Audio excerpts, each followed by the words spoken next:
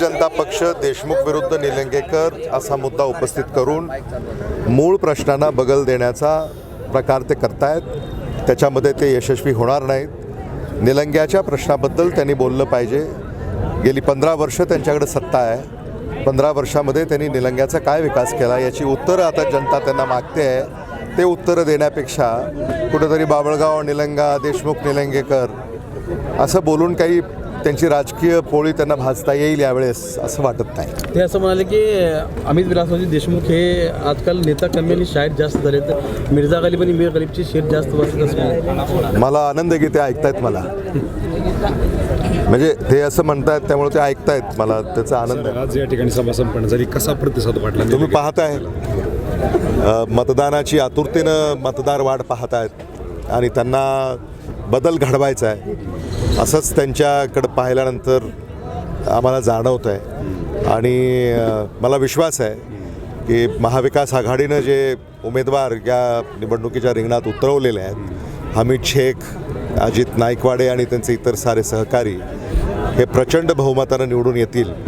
याबद्दल माझ्या मनामध्ये कसली शंका नाही। मतदारांना माझं असं हे आव्हान आहे की आता भारतीय जनता पक्षाला त्यांनी अनेकदा संधी दिली, त्यांचा भ्रमनिरास झाल्या पलीकडं काही त्यांच्या हाताला लागलेलं नाही। निधी आला पण तो कुठे गेला हे मतदार अजूनही त्यांना प्रश्न पडलेला आहे। त्यामुळे भ्रष्टाचार हा खूप मोठ्या प्रमाणामध्ये इथं झाला आहे। निधी हा सामान्य माणसापर्यंत पोचला नाही आणि बऱ्याच विकासाची जी काही कामं आहेत ही इथं विकसितच झाली नाही। त्यामुळे जी काही आणि दर्जा नाही, मग तिथं जेवढा खर्च करायला पाहिजे होता तेवढा खर्च झाला नाही।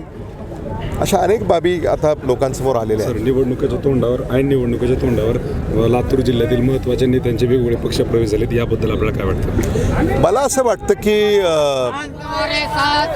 लातूर जिल्ह्यामध्ये जे काही आता पक्षांतर होत आहेत त्याच्याबद्दल मला एवढंच म्हणायचं आहे की प्रत्येकजण आपली सोय पाहत आहे। त्यामुळं असं काही म्हणजे घडलं बिघडलं असं काही मला तरी वाटत नाही। शेवटचा प्रश्न, पण आता एखाद्याने त्याची सोय पाहणं किंवा एखाद्यानं मार्ग बदलणं हा त्याचा म्हणजे विचार आहे। त्याच्यावर आपण एका मर्यादेपलीकडे काय टिप्पणी करू शकतो?